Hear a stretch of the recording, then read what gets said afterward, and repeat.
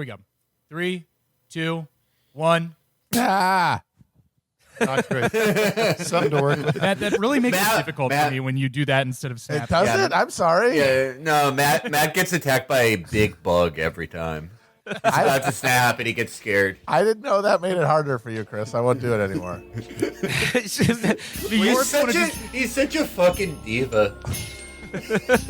I think it's funny because we all clap and smack at the same time, and then Matt just goes, "Ow!" It's just easier to use my mouth. I'm sorry.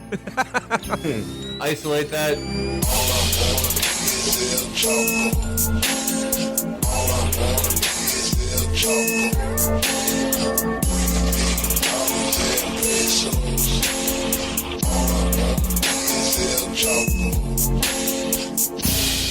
I guess just to usually kick things off here.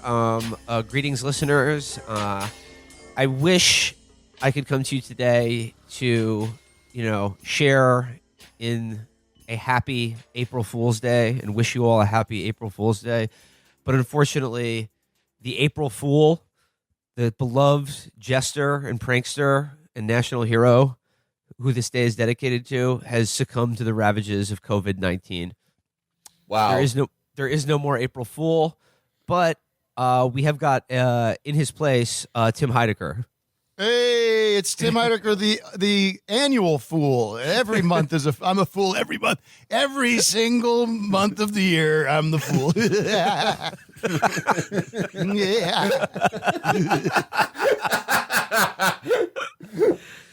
I bet I can make you boys laugh with two words. Ready?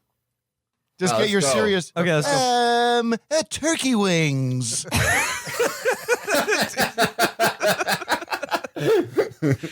Oh God! You know what? It's not so Too bad. easy. It's not so bad that the April Fool is dead. His shit was kind of an old hat anyway. Yeah. Yeah, I mean, I never wanted to criticize him because he was sort of a veteran of show business, but we're not missing much. Missing much. I did an April Fool's Day prank on my mom who's staying with our family right now. Do you want to hear it? Yeah. Pretty good. Of course. Pretty good. I have a 6-year-old, and we conspired together this morning to hide the eggs in the fridge, and then my daughter asked my mother to make her French toast. So my mom went looking for the eggs, which were there last night. We had a big carton of eggs in the fridge, but they were gone missing, and we were running all over the house looking for the eggs and getting mad about it. I was yelling at my wife, "Where the hell are the eggs? How could they just disappear?" But it was just a spoof. It was a spoof. It was a goof. Classic. See, and that's the fact that you got the kids involved. It's like genetic languages. Some things can only be passed down in that way, and that's how one generation is the annual fool and they pass it down. But my daughter called it Happy Prank Day, which I like. I like that as opposed to April Fools, because that's not very nice to the fools out there. Well, that is like a happy holidays type thing, and hopefully, in the second term, Trump takes this on. No offense. Nobody's saying April Fools anymore, folks. Nobody's saying April Fools. We're bringing back the fools. All of them. Look at I'll them, be the folks. first president. I'll be the first president since James Buchanan to have a jester. Well, I was thinking today's April Fool's. It's it is a classic holiday for radio shock jock personalities like us. But yeah, now especially because you can do those classic April Fool's prank where you call people and be like, "Hello, this is the hospital. You're going to die of the coronavirus," and then that's just a classic bit you can do now. Yeah, you could do. Well, that was like an Opie and Anthony special. It would be April Fool's, and it'd be like the mayor's dead. yeah. This is your doctor calling. There's some terrible news. I once called my cousin on we were the same age and we'd both gotten into college and it was our first week in school, and I called her as the dean of admissions from this other school that she applied to but didn't accept or whatever, and was like, I don't understand. You're supposed to be here today, and I was really upset with her that she wasn't at our college. And she was freaked. She just didn't understand. No, I said I wasn't going to your school. I don't understand why this is happening. And then it was just a crank. You guys want to hear more prank calls? Do you guys want to hear more prank calls I've done in my life? Of course. So interesting. Interesting to hear about. Let's do some pranks right now, like where we I don't know, make an announcement that schools are officially open and kids can leave the house and All right, go play outside with their friends and things like that. No, yeah. Do it on your podcast. Yeah, exactly. I think you've given away the plot a little bit there, but Yeah. good luck to you. I've heard of there's a new mask. The new mask everyone should be wearing for maximum security. My company is selling it. Our company is our new sponsor. They're 100% Batwing masks. They provide 100% protection against COVID-19. They come from distributors in certain parts of China that I will not name right now. But 100% Batwing, protect you against all diseases. They're saying go if get you eat those. just a little, they're saying that they recommend you should eat just a little bat. Just a little, Eat a little bat. Yeah. it builds up your tolerance. Yeah. Just a little bit. The problem is you eat too much bat. You got to just have a little bit of bat. Yeah, no, it's like drinking. It's like anything else. Yeah. Like they say, even think I like saw pregnant women Geraldo. should eat like half a bat wing a day. Yeah, absolutely. I think I saw Geraldo recommending that on Twitter. All right, I have a prank. I think this is for like people more of my generation, like the internet age. All right, Chris obviously edited around this. We really want this prank to like just be a national sensation. Okay, as the man said in the song, y'all ready for this? Okay. Okay, so there's new audio of Donald Trump really screwing the pooch on COVID-19. If you want to hear it, go to youtube.com/watch?V=DQW4W9WGXCQ. All right, Chris, just putting this here. You can edit this out later. That's of course the URL for the classic Rick Roll. Uh-oh. Yeah, some people are going to be upset. Yeah, it's going to be a classic. It's along similar lines of a Batwing respirator masks. Did you see today that Elon Musk promised to like give states like thousands of ventilators, and then he Amazing. just bought them CPAP machines with Yep. the Tesla logo on it? Yep. And like CPAP machine will spread the virus. Yes. Like, it's the It opposite. of aerosolizes it. And it also is Yeah. not a ventilator. It doesn't intubate. No, I do love yeah. the idea that somebody's like they're drowning in their own phlegm, and you go, "Look, bad news is we have no way to stop you from drowning on your own sputum. Good news, you'll never snore again." It's like somebody who has malaria, and you're like, I have the perfect thing for you. I got you a hot tub. Enjoy just marinating in that diarrhea until you die. And didn't he wasn't he like 2 weeks ago saying that this pandemic is dumb or something? Like, Oh, yeah. it was not that long ago. Yeah. 3 No, weeks yeah. ago, maybe I'll give him that. Oh yeah. But still, by then it was pretty clear to most people reading the news that it Well, was he not a resisted. thing to He resisted goof for around. a very long time closing the Tesla plants, and he actually tried to get Tesla classified as an essential service, so they couldn't close the factory. My And- mom just told me, this is coming from my mom who got this on Facebook. So that's a big warning here. You might want to put, but I think it was from somebody she knew. She said her husband works in Pennsylvania at a office furniture store. Like they sell office furniture, and they were trying to get him to come back into work. And they were trying to classify it as God. a essential service. It's like, it's office furniture. Why would you need office furniture right now? Well, we actually just on our most recent episode, we had a nurse from Oakland. We interviewed them about what it's like, sort of, on the front lines of this crisis, Yeah. and he said like the number one thing hospitals need right now are like reclining office chairs. Right, or those glass things that you put under the seat so you can roll around. Yes, So that you're exactly. not dragging on the carpet. You're not getting dragged. Yes, catching up and ruining the carpet. Yeah, exactly.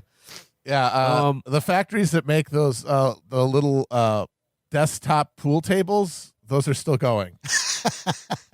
Because Father's Day's coming up, and dads are going to need those regardless of the coronavirus. Oh God, those Father's Day gifts. You're right. Yeah. In the front part of Macy's. Yes, They're gonna be really decimated this year. like the Funko Pops. Yeah, this is. I mean, who's on the front lines as always? Fathers. First one's in, last one's out. But One father- everyone leaves them behind. One father, one riot.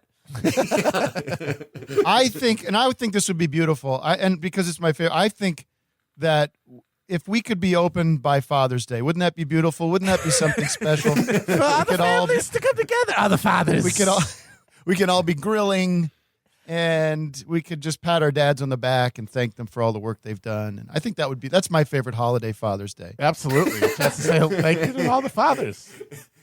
That's a cool type of guy, a guy who doesn't have kids, and he's like, yeah, my favorite day, Father's Day. It's the best one. I just respect those men so much. Yeah. He just goes up to any guy who looks like he has kids. Thank you. I think it'll be funny. They keep interviewing Trump, and he keeps pushing it to different holidays. So it's in my mind, and this is just me. I mean, the doctors may say one thing, but for me, beautiful time would be Labor Day. Wouldn't that be something? It's sort of the end of summer. It's sort of, it's back to school. I mean, wouldn't that be beautiful? I mean, we don't know. It might not be. It might be well past beyond that. It might be Valentine's Day 2021. But if we could, I'd love to see that. Wouldn't that be beautiful, Labor Day? I want to see everyone Valentine's Day, February next year. Everyone will be kissing each other. I want one big kiss festival. I think everyone's kissing. We have so many wonderful Albanian Americans. You know, by the end of November, we're gonna have Albanian Independence Day. You know, everyone remembers that day at 1443. It's so beautiful, and it's gonna be a whole big beautiful thing. The bird's gonna be everywhere. Everyone's gonna be flying the bird, and then maybe it's a great day, Albanian Day. Everyone loves it, but if we don't, it's not done by then. Maybe Purim. What about this? Purim. What about this? Listen, we had a beautiful really a special leap day this year, just one of a kind 2020 leap year, end of February. I think if we could get things working by the next leap year, that would be really something special, wouldn't it? The next leap day. Something? It'd be wonderful. Anyone else a little bit of a nerd? I love Pie Day.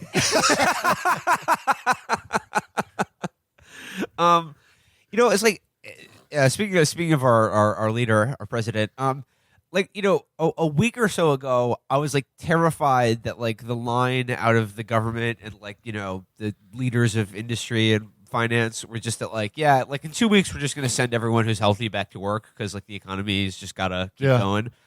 And it seems like they've abandoned that this week. I think someone got through to him somehow. I don't know how. It's good, but it's also scary because it tells you like how serious this shit actually is. That like even that even they couldn't convince him to dullard who's been just freaking out about his precious stocks.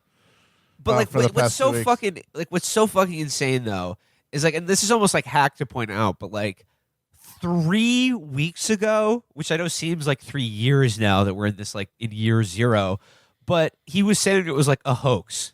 Yep. Yeah. Or like he was saying like it's the media. It's a hoax against Trump because I'm doing so good. And then after that, he said we've got it contained. And then after that, he said only 22 people have died and like millions. It's gonna be down to zero. Diarrhea every year. And then just yesterday at the press conference, he said, "Look, if less than 200,000 people die, it's a win. It's an unambiguous W for us." I thought it was such a stupid thing to start bringing up like H1N1 and whatever the Ebola, SARS or Ebola. It's like because we all are adults that lived through that and know and remember that we didn't stop going to work and we didn't like my kids didn't stop going to school, or you know what I mean? Like bringing up like empirical things that happened in our very recent past that we can now compare this to. Which it's like, no, you can't tell the most diehard Trump supporter. You remember remember when that H1N1 hit and it just decimated the country? Nobody fucking remembers or cares about that. I mean, I'm sure it's terrible. Some people died and we hate when people die. I mean, we really hate it. But, right? Isn't it crazy? Like, don't give us an example of something that worked out reasonably well. Like, Ebola did not become a national tragedy, right? Like whatever happened, they handled it appropriately as far as I can remember, unless they've erased our minds.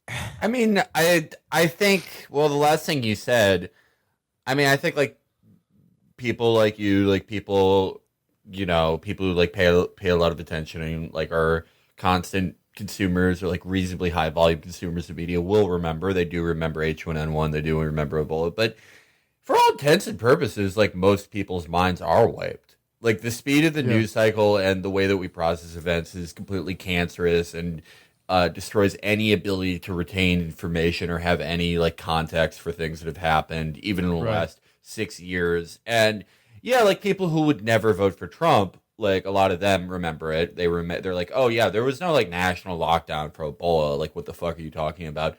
But his base, like the point of him saying that isn't to like convince everyone. It's to convince like it's like to give his base something to say, and then to give like undecided voters who like a lot, like I'd say like probably most people in this country have like no real frame of reference for events that take place because of like, I mean, a lot of reasons. Like because of like how little free time they have compared to other people.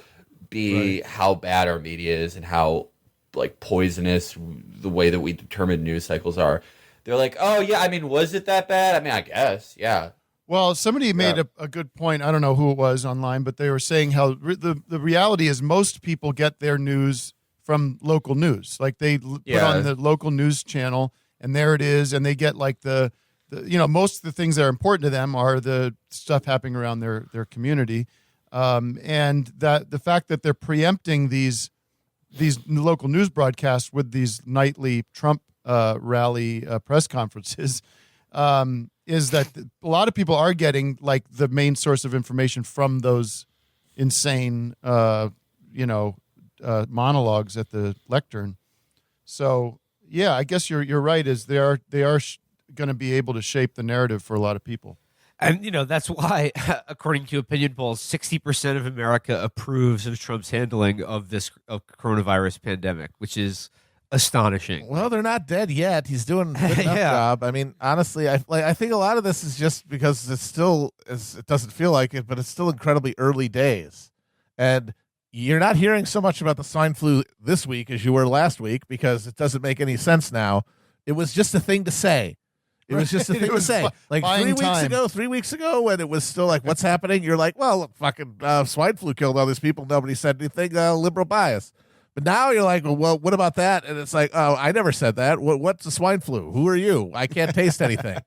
I mean, Trump said it's a constant momentary screaming present. Triage. It's just just stop the bleeding. Keep talking. Distracted. Just keep talking. I think Mike Pence was interviewed like yesterday or this morning and was like asked about like all of Trump's incredibly like either downplaying it, outright denying it, or like his rosy scenarios about like how much he got this under control. And Pence said like, look, he was just trying to give people hope. He was just trying to, it's like a pep talk at halftime. It's just like, I know it looks bad. Well, his new thing, this is amazing, and it's a switch almost overnight from this is a hoax or it's overblown by the media to make Trump look bad to now they brought out that chart and he's like, look, it could be a million's dead. But here, we're gonna get it down here. And 100,000. And if we do that, I think I did a good job. What about the shtick where he was like, a lot of people were saying we should just ride it out. We shouldn't do anything. Yes, literally what he was saying. That was you. That was only you talking into the mirror. He said I was one of the only ones standing up against like some very, very loud, very prominent voices who just wanted people to go back to work. And like it was no big deal. Yeah, it's just him watching like Sean Hannity and talking to Sean Hannity through the TV. No, Sean, I don't know about this one, Sean. Yeah, that's literally just his argument with Larry Kudlow, and he won that argument because Larry Kudlow like fell down face first into his Rolodex. He still uses that because he's 85 years old. But when he came out there with that chart, others have said this, but it's just stunning. He basically pitched it as like he made a deal with the virus. Like the virus wants to kill 2-3 million people. I say 100,000. Bet last offer, and they took it, folks. They took the deal. Look at me. Look at the deal I made. Yeah, and like that horrific like black like bell curve kind of graph or whatever. It's like it's terrifying to look at. It's all blacked out. It looks like death himself. Yeah. It's like eyes put and a skull in the middle of it. Yeah. No, you're Matt. Yeah, he did. He made a deal with the virus. Yeah, And, like, honestly, folks. Think how good that deal was. And of course, so he's pitching it as if there is end up being like 6-figure death toll, that's a win, and you have to like give him credit for it. Even though the reality is that it's not like stopping. It's you don't give. He wants credit for all those people who aren't going to die from the projection, when really he deserves blame for a huge chunk of those people who did not have to die if they'd taken it all seriously at the beginning. Well, this is maybe hacky too, but the other day I was like, Trump basically takes a tremendous shit all over the bathroom. I missed the toilet completely. The whole floor is filled with my feces and it's diarrhea and it's everywhere. And we're doing an incredible job cleaning it up, and we have the best maids, the best people, and we didn't get it anywhere near the shower, and we haven't gotten it anywhere near the sink, but it is all over the floor, and it will take a while, and it's going to be bad, and you're not going to want to go in there for a while. But it's, but it's like, yeah, but it was your shit that you missed the toilet, dude.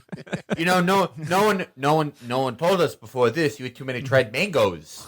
And it's gonna go everywhere. No one knew that before this, and now it's a very, very, very good thing that we know. If you eat too many dried mangoes, it's gonna go everywhere. It's gonna come out, and it's gonna come out quickly, and it's gonna hurt, and it's gonna cramp. Well, we were talking about these immensely reassuring press conferences that he's doing, and I would like to move on now to one of them that featured one of my favorite characters in the Trump extended universe, and I'll just kick it off by reading from this is Politico's coverage of the coronavirus briefing from the other day. So just to begin here, it says. President Donald Trump kicked off Monday's press briefing on the coronavirus, much like every other, by running through daily updates about the deadly virus and the White House efforts to eradicate it. But unlike typical briefings throughout the pandemic, in which various members of the administration discuss what their agencies are doing to combat the virus or help blunt its economic toll, Trump yielded the stage to a handful of business leaders, one of them a staunch supporter who went off script in a moment of effusive praise for the president. Continuing, it says here, only one of the executives got a particularly glowing introduction from the president. A friend of mine, Mike Lindell of MyPillow. Boy, do you sell those pillows, Trump said of Lindell, who sat in the front row chair set up by the White House Rose Garden. It's unbelievable what you do. When the president beckoned the executives... It's not unbelievable what you do. He has a company called MyPillows.com. He sells pillows. Who cares? They're basic pillows, folks. Well, I mean, he built a company that actually makes money, so Trump is astounded by it. Yeah. It's MyPillow. MyPillow is one of the only successful American manufacturing companies. Yeah, it's anymore. like, wait a minute, the pillows. So when he talks to the pillow guy, he must just be like, "So you actually make the pillows, and people buy them? You don't just stamp your name on it. Yeah, they don't give people chiggers or something. I don't understand. No, you're right. Actually, like as buffoonish as Mike Lindell is, essentially Trump is wowed by it because he makes a product that he sells to people for a profit, but like essentially delivers a pillow to them instead of like them. Just selling them a pillow and then like giving them like nails or like a flyer in the mail to buy another pillow or something like that. You don't promise to deliver a pillow and then don't, but take the money anyways. Yeah. Yeah.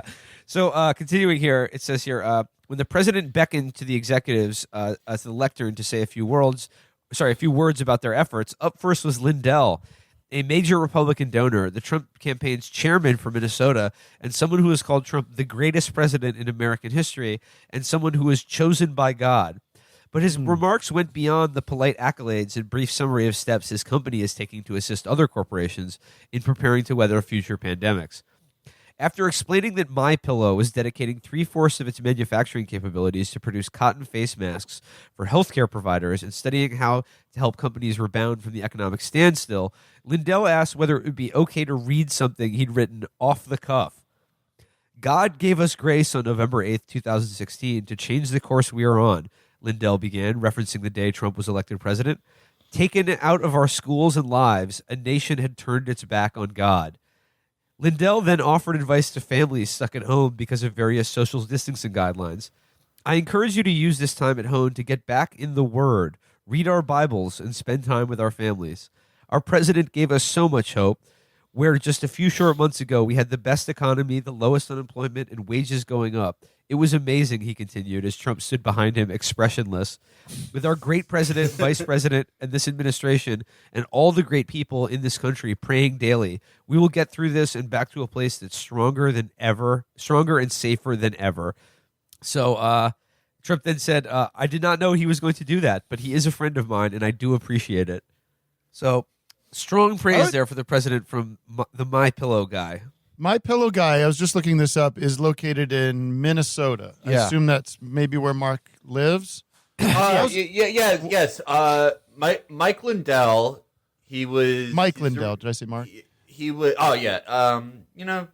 He's a Minnesotan. He'd let you say that for 2 years and then be like, "This whole time I've been meaning to tell you it's actually Mike, but I'm sorry for correcting you." No, Well, how did he get Mike? Well, let me ask a quick question, you guys. Maybe it's a simple answer, but how did he get to the White House? Like, what did he fly? What did he take a flight to D.C.? Like, I don't know. That's a good Should we all question, not be traveling around? Yeah, that's a good question, actually. He took the MyPillow Comanche helicopter. One of the only commissioned Comanche helicopters in the world anymore, and MyPillow owns it. I like to think that he flies around in a giant Zeppelin shaped like one of his Like a pillow. signature pillows. But have any of you guys have ever had any experiences with the MyPillow? Like, what makes them special? I tried it years ago. And I thought it was awful. I really did. I really How is did. it different than other pillows? It was like it's like packing foam. It's like like that popcorn styrofoam sort of feeling. Some people love it, but I didn't. It was not for me. Just to get into a little bit, I am looking on the website for MyPillow.com, and sort of part of the success of the company is the success. Like Mike Lindell is like a very front facing, executive or owner of the company. Yeah. It's like he's selling him. He's Like selling Colonel Sanders. Yes, exactly. He's the He- Colonel in Sanders the of pillows. commercials for the pillow, he's always holding the pillow in front of him Yeah. and squeezing And he's it. got the cross coming out over his button-up shirt. Yeah. He's Yeah, got the- he is a modern Templar, a warrior of Christ. Deeply involved in protecting Christians, an intelligent operator for sure, but a man with a mission.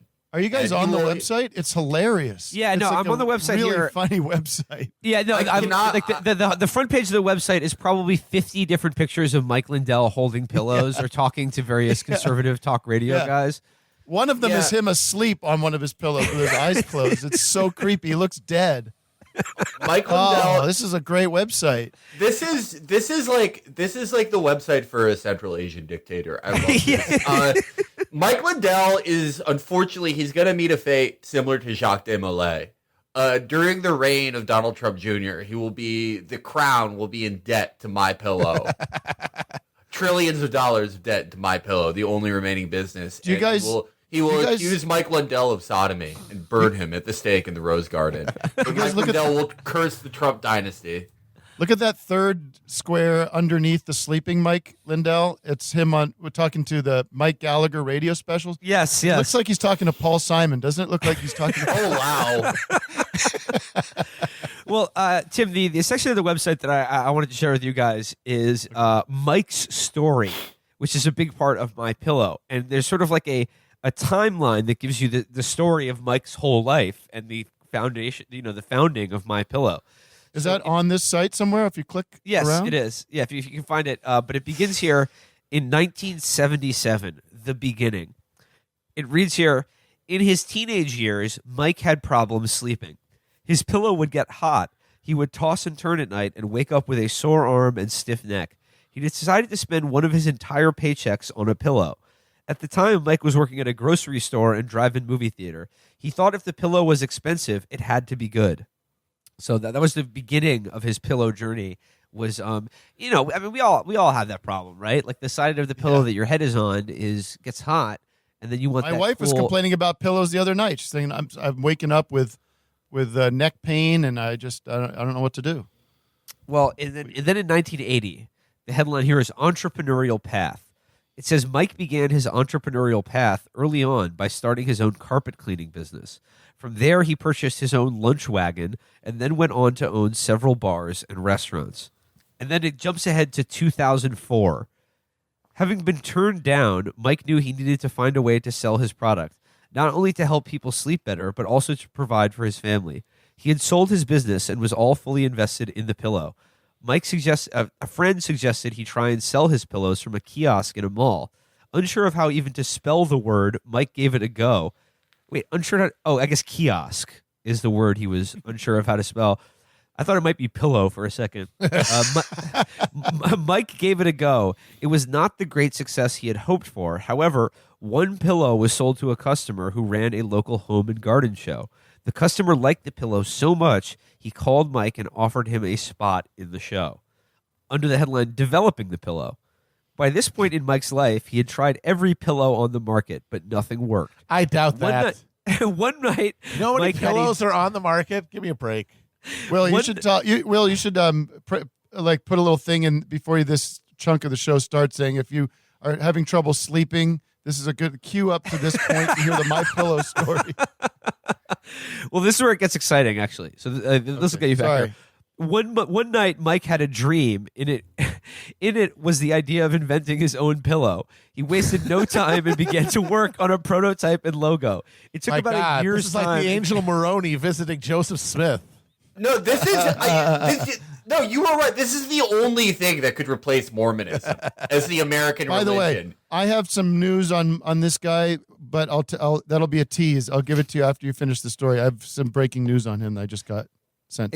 It says here, it took about a year's time until he finally had invented the perfect pillow. Mike was excited and ready to get it to the masses. He went to major box stores expecting them they would want to carry his product. He got turned down by them all.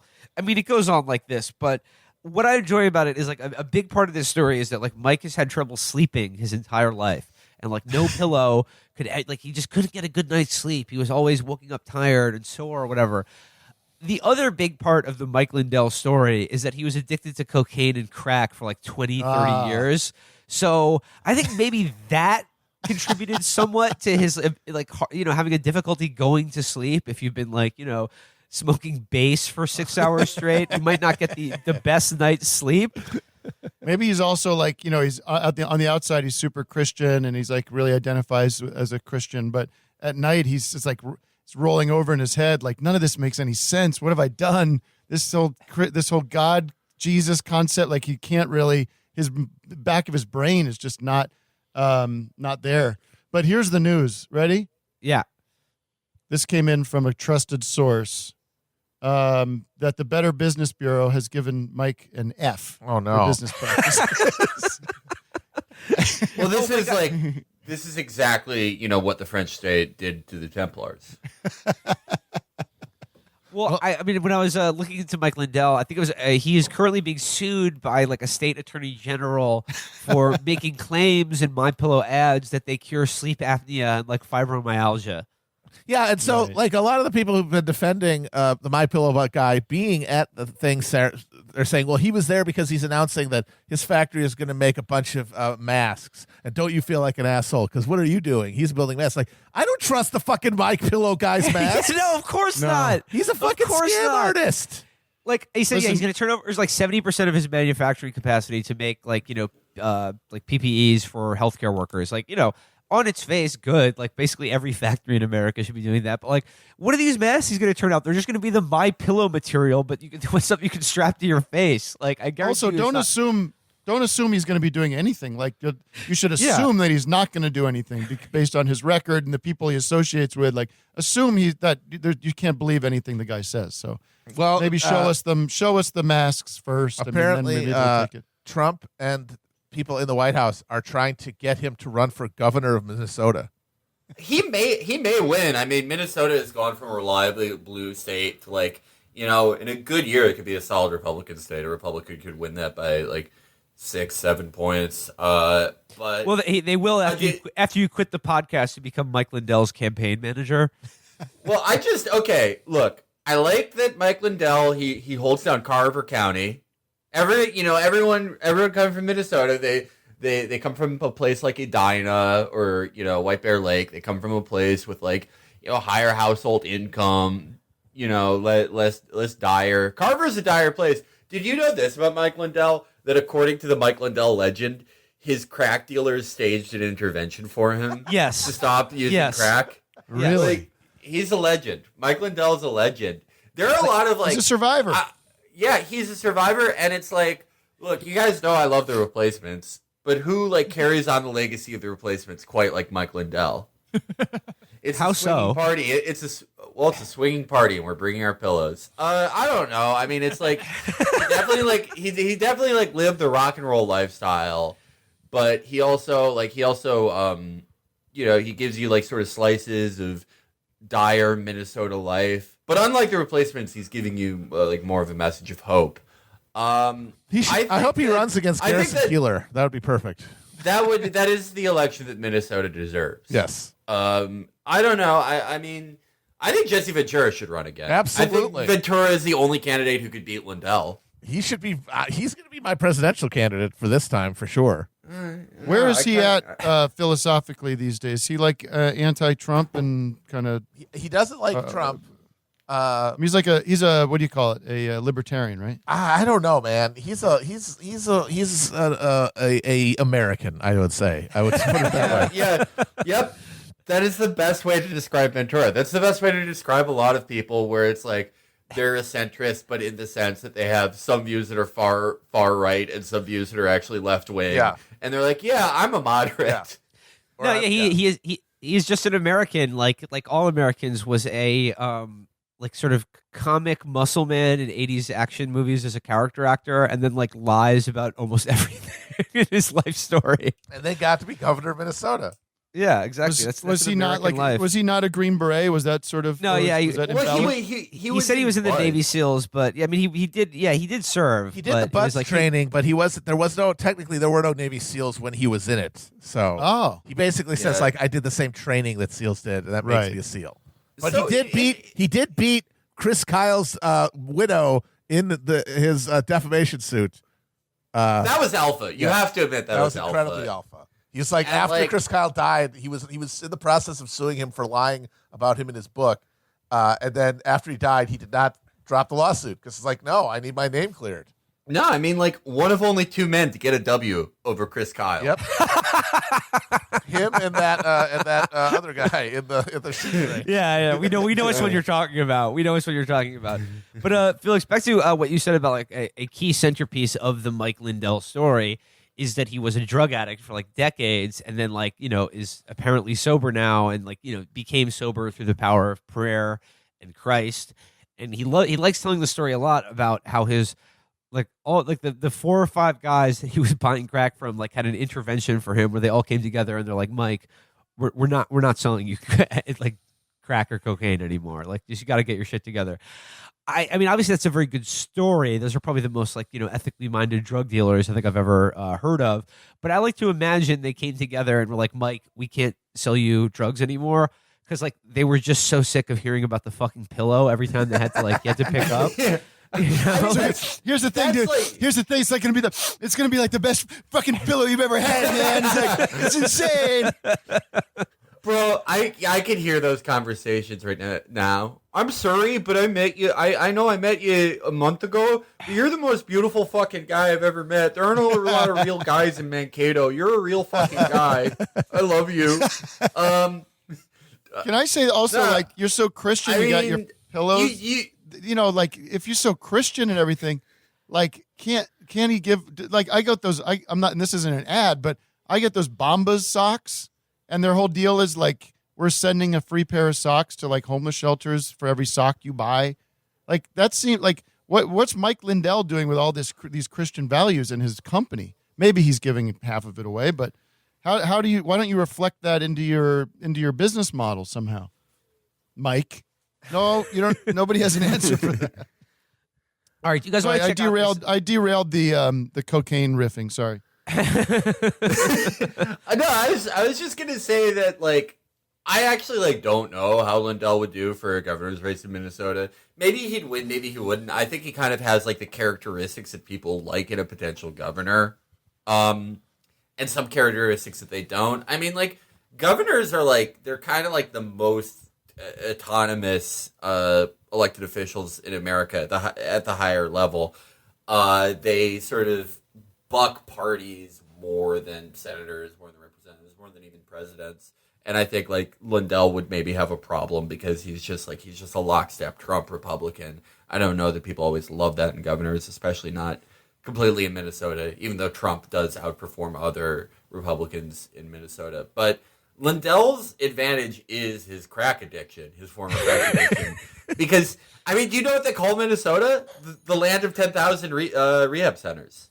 It's the treatment state. It really is. Oh, yeah, it's like, true. And I think, like, if he has any advantage there, it's not really the Trump connection, it's the crack connection. Minnesota has like more industries than a lot of like of the true North, than a lot of the northern Midwestern states. Like places like Michigan have been hollowed out, places like Illinois have been hollowed out, and they've been replaced by like, you know, fucking commodity trading centers like we have in Chicago. They've been replaced by escape rooms like they've done with a lot of Detroit. But Minnesota has a lot of big companies, a lot of industries. But I would say, like, if you shut down one, what would hurt Minnesota the most? It would be like if people realize that the American model for rehab centers is fucking broken. But there might be something there. He might have that X factor that gets you elected governor. I just like to imagine that like Trump is going to, you know, bring together all of the drug dealers that did the intervention for him the first time to sit him down in the room and be like, Mike, we got you off crack. Now we got to get you into politics. Let's do this. Yeah, all the crack dealers ended up working for Trump. Yeah. And well, shit, Larry Kudlow probably has most of their phone numbers and his fucking. That's real. I was laughing about Larry Kudlow relapsing and like trying to tell like a Fox News like 25-year-old employee like, I can get you coke, and he calls a bunch of guys that died in 1999. Oh, whoops! I forgot. He's technically 83 years old. My bad. All right, do you guys want to watch? Speaking of smoking crack, do you want to watch a little of this clip from the Mark Levin show on Fox News where he interviews Mike about his drug addiction? Of course. Yeah. So let's check out a little bit of this clip. We can sort of comment on it as it goes. All right, give me 1 second to pull this up. Do we have visual? Yep. Yeah, we have visual. I'm just looking at all of your bookmarks, Chris, which I'll just say porno, boobs, big asses, bigwetbutts.com. All right, I'll try to get this at a good level where you can kind of riff over it. Okay. So serious.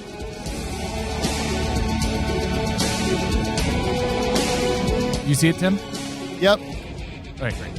Life, Liberty, and Levin is the name of the show. America, I'm Mark Life, Levin. Liberty, and Levity and Levin. We have a great guest, Mike Lindell. How are you, sir? Thanks for having me, Mark.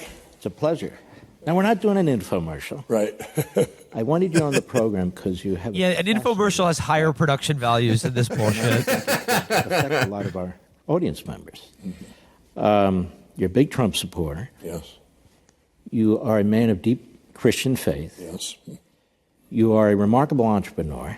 He looks like a dullard, drug doesn't he? Like, fundamentally a dumb guy. Yeah, he looks like he's got a ukulele playing a cow in his head. I think my addiction goes back to I don't want to do divorced, too and much phrenology here, but he has the mouth of an imbecile. I became very shy, or I would show up to people, like do little things like, "Hey, watch me jump off this bus." His book should be called "Oops, I Started a Pillow Company." It manifested into, using alcohol first, and then got into cocaine. How old were you when you got into cocaine? 53. Probably late teens, and 16, 17, and then at my 5-year reunion, all my other, everyone's graduated from college, or they're starting families, or they've kept the same employer, and I'm there. And I wanted what they want, and I'm there. I'm all drunk, and I'm telling them about owing the mafia money for football bets, or jumping out of an airplane, or have and a parachute partially open. The mafia in fucking Carver, Minnesota? Yeah, everyone knows about the Mankato bomb. What they did, because I wanted what they had. So it became a lot of pains, a lot of inner pain, and then I got into cocaine, and then it was 20 years functioning cocaine addict, and then 10 years crack cocaine. So it was long, So you're lucky to be alive. Yeah, 40 years of addiction. Yeah. And how did you get out of it? Well, Did you ever get out of it? Yeah. You get out of it. Oh, I'm still on coke. I don't believe addiction. I'm just not addicted anymore. Wounds as child, things that happen, or trauma. And that's why veterans can be traumatized later on. Any trauma can manifest into, I believe, addictions to mass pain. And for me, a lot of things had to happen. I lost a 20-year marriage and had all these things happen in the mid-2000s. But in 2008, there was about 3 things. You can disagree with this guy, but you can't say that he doesn't spin a beautiful yarn. Intervention. This is the most Minnesota thing I had. Now, why would drug dealers do an intervention? Well, here's what happened. Is this Nathan Lane? 14 days. And I was staying downtown in Minneapolis, and a half hour from where I was making or doing pillows, this little schoolhouse. But I had a warrant out for my arrest, and I was going to be found innocent the following Tuesday. What? So I was hiding out down there, and I come out of the room, and three of the biggest dealers, I didn't even know they knew each other. And I said, "What are you guys doing?" And the one guy goes, "Mike's been up for 14 days. We're shutting him off." And the one guy goes, he looks at me like, "What's the matter with you?" And he says, "You ain't getting anything from my guys." And he leaves. The other guy. Wait a minute. So up for 14 days. So you were using, and they even said that's enough. We're going to cut. They must have liked you. Yeah. Well, They wanted to save your life. Yeah. Here's what he said. Actually, they all like me, but here's what they said. They thought that I was the best crack user they'd ever seen. On the streets and shut off his people. They said, "Mike, all your ideas for restaurants are great." He finally went to sleep. I ran out of crack, and I was doing one of these numbers, and I headed down to the streets in Minneapolis about 2:30 in the morning. Couldn't get drugs anywhere, and I went out. I was very resourceful. Nothing. I come back upstairs, all defeated, and he's standing there waiting up for me, and he says, "Man, give me that phone." He says, "I'm going to take a picture of you." He says, "You're going to need it for that book you've been bragging about, telling us you're going to write." And he said, "You've been telling us for years this MyPillow is just a platform for God, and you're going to come back someday and help us out of this addiction and all the dealings that we have." And he says, "We're not going to let you die on us." Because I would always tell these guys all the time, "You guys, this pillow is just a platform for God." So is this? Wait, pause it. Okay. So we got a lot of the intervention story, which is even better than it. It sounds just like on my drug dealers did an intervention for me. Okay, this guy was up for 14 days straight doing crack. Like, that's impressive. And then also, like you were saying, like the fact that like high all the time, and then like classic cocaine mania. Telling your drug dealers that the pillow that you're working on in a schoolhouse while you hide out from the fucking cops for something you're going to be declared innocent of at a future date is just the pillow. The pillow is just a platform for God. Yeah. That is some impressive cocaine mania. I'm starting to think this guy's a little bit of a treatment warrior. Because, like, do you guys get that sense that he's, like, a little dishonest? He's one of those guys who is just, like, mostly like doing crack alone, but he's like, yeah, and I was actually the most famous crack user in the city, and the way that I did crack made everyone love me, but I also did the most crack out of anyone. And so they were like, Mike, you're actually one of the only guys who could do crack again when he's 70, but you have to stop now because you're going to be such a good guy. People need your pillow, Mike. Okay, people need your pillow. Like the way that he glossed out, like, he's such a Minnesota guy. Like, he's so, like, that is the X factor to him. The parts of his life that he just glosses over, where he's like, and I had a 20-year marriage that I unfortunately we don't have that anymore. And it's. I was terribly physically abusive, but we don't go into that part. It's just like there's just so much that's like weirdly glossed over. That it's the mark of someone who's not totally honest all the time, but so their meter of what's important and what isn't is totally off. Like the part about like his marriage falling apart, he's just like, yeah, you'll win some, you'll lose some. But just like the specific conversation with the crack dealer where they're like, Mike, you're also going to be the greatest author of all time. You're actually, Mike, me and the other crack dealers were talking. They said that you have a writing style actually quite similar to Richard Yates, but Christian. Like, okay, man. I love his comment about how like all the dealers loved him because like, yeah, that's what crack dealers really like is spending a lot of time talking to their fucking clients about a book they're gonna write one day, and like that they did an intervention for him because they're like, Mike, you're the greatest crack smoker probably in the history of this state, but like if you don't stop now, like you could die, and we just want you to keep putting up like big numbers. I just love the perfect, like, crystallized 100% Bolivian flake American Protestantism of going, the pillow, it's a platform for God. And what is God, like, in God's intervention in the world is, what is it? It's to get him rich, making a shitty pillow for people that they're mostly probably not even going to like. Yeah, that is like, Calvin himself would blush at this. This is Prosperity, prosperity. What's that called? Prosperity gospel, yeah, baby. prosperity gospel. But this is even beyond that, because prosperity gospel, like, most of the time what it means is like God, like, for most people it's like, oh, God wants you to be like a shitty middle manager who like flips houses. But for God to want you to make a specific pillow is the most insane fucking ideology I've ever heard. And yeah, again, this is the only thing that could actually replace Mormonism. So respect, again, to Mike Lindell.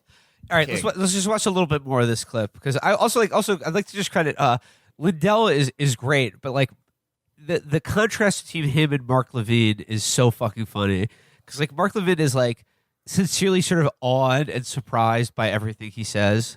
He was just like, you're saying you were doing the crack, you would eat the crack and you'd be high. What's that like? All right, play it again. Singular event that started to turn your life around? No, there was a lot of things, but that was just one thing. Then about 6 months later, my one son, we had came back from a hunting trip, and he was in the driveway, and he says, Dad, I can't stay here anymore. I want to live with my brother. He's got a tear and his lips are quivering, and that hit home to me. I'm going, I'm not hiding too much from him. And because he must have known you were addicted. Yeah, at that, when the kids were from 16 down, they don't remember. My daughter said one time, she says, we're a very dysfunctional family. I said, that was towards the end. I said, I don't know what that means, but don't say that again. That sounds horrible. But my son hit me with that. Bad dad contest, you in first place. December of 2008, something really happened that's very important to my story. My friend came to me, and he was my equal. We had both did cocaine. He was my equal in drug music. In the 1980s, yeah. started. We both were functioning addicts throughout the 80s and 90s. 2000, we both switched to crack about the same time. And I heard he had found the Lord and been freed of these addictions for 3 years. And he came walking in. I was all by myself, this place out there. I had everything. I'm just a little pulse out there, alive and with the company and stuff. And he came in, and I go, Dick, what are you doing here? And he goes, the Lord led me here. And I knew he had been straight for 3 years. I hadn't seen him in a year. And I go, well, as long as you're here, I said, I got some questions for you. I said, first one I asked him, I said, is it boring? He said, no, man, it ain't boring. And he's telling me that, questions like, how do you feel inside now? How do you, do you have anything, thinking about the past? Just all different questions, But I didn't quit that day. It was another month later. It was January 16, 2009. And I knew that day, people say, was that your bottom? Well, for money-wise, I made sure I didn't have any money left, because I knew it'd be an incredible story to help people, a story of hope. I would always know these things as they were happening. Something bad would happen. I go, oh, that's going to be good in my book someday. Jesus. All right, pause it. But all right, well, yeah, you get the point. I love the idea that his friend shows up and he said, we have like an hour of questions. And then I asked him the most important question of all. Do you have trouble sleeping? And are you interested in a pillow? I like that he was like, oh, wait a minute. Maybe my addiction could be an angle. Yes. For my story. Eventually, when I'm on the Mark Levin show, I'll have something to talk about. The nightmare for anybody is like, oh, I got booked on a talk show. What am I going to talk about? I got to get some stories. I know. I'll become a crack addict. And actually, Mark, all my dealers, they were following your small town radio career at the time, and they said one day, Mark Levin, he's going to be the guy that everyone goes to, and we want you on that show. Didn't we see Mark Levin at CPAC? Did we see him speak? We did. He was electrifying. Trump shouted out Mark Levin from the stage. He was like, Mark's here. Look, Mark's here. Hi, Mark. He loves me. Trump bragged about passing like Mark Levin's like personal history quizzes. Yeah. Yes, that was it. Yeah. Yeah. Mark Levin was one of those like rabid anti-Trump guys for a long time, I think, and then he had to do the suicide pill. But the Yeah, beauty, he's- at the last minute. but I think a lot of these guys realize, especially if they're high enough profile or they get to meet him, oh, like this is the easiest thing in the world. Talking to this guy, you just kiss his ass, and then just explain things like you would to a child, and then he just accepts them because he doesn't know any better. Wow, amazing! Are you telling me that the founding fathers were the first entrepreneurs? This is amazing, Mark. Thank you. I didn't know that. Now I know it. Yeah. And no one knew that. And no one knew that. And now we know. No, I love the idea of Trump like Mark Levin slipping in sort of like a conservative version of Schoolhouse Rock into the Air Force One TVs. And Trump being like, "Did you know that a bill gets ratified?" There's got to be lots of like, porno and people being blown up like, Cobra from Sylvester Stallone movies kind of interjected into all that stuff for him. Yeah, the Trump Oval Office like VCR. He probably has like He still has a VCR, obviously. Weird love of VCRs, but he's like, yeah, just like every action movie ever made in South Africa during apartheid.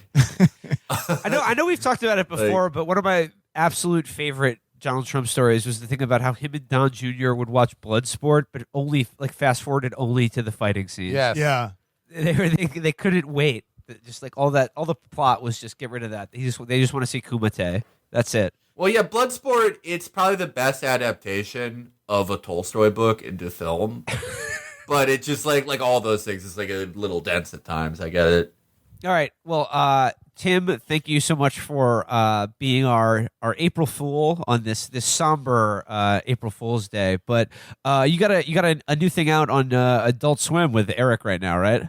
We have, yes, Beef House is airing on Adult Swim. It's the tagline that we have is it's a sitcom but funny. Which is very mean. They put a billboard up there in Hollywood with that on it, and I feel like it's like pretty mean. A lot of people driving around working on sitcoms, but it's very fun. And we are back doing a little competition for you boys. We're doing office hours. We're back in business. Office hours live every day, as much as we can. Not every day, once a week. So we'd love to have maybe one of you guys on. I don't know. I don't know how that would work. You'd have to draw straws or something. Fight to the death. You guys would be, No problem. whoever wants to. We'll see. call in. Here's how we'll do it. Me, Matt, and Felix will see who can smoke crack the longest and Yes. stay up without sleeping. Who becomes the best crack smoker? Why don't you? Yeah, somebody craft up a redemption story that involves drugs and bedding supplies, and whoever has the most compelling one, we'll have you on to tell your tale. Excellent. Simply wonderful. And That sounds like a deal. Tim, I got to ask for my own edification. When is On Cinema coming back? Well, as soon as the clouds lift, I think. We don't have anything in the can. The last thing we did was the Oscar special, the 7th Oscar special. And so we usually are off doing other things during this period, but we got the go ahead to make another season, but that came basically the same week as no one's ever going to work again. So I think we have to figure out once we can get back into the same room together, we'll have one hopefully by the end of the year. Hopefully by Thanksgiving. Wouldn't that be beautiful? Oh, to have the cinema for the Thanksgiving with the chick thickies. Folks, we need Greg. We love him. Get him back with his VHS tapes. He loves them. He's the expert, the world expert at cinema, folks. He knows more about movies than anyone in the world. I would pay Anthony Amitek, I don't know, $1,000 to give me a 5-minute Trump on cinema. That would be unbelievable. Yeah. Well, thanks for having me, guys. Please stay safe.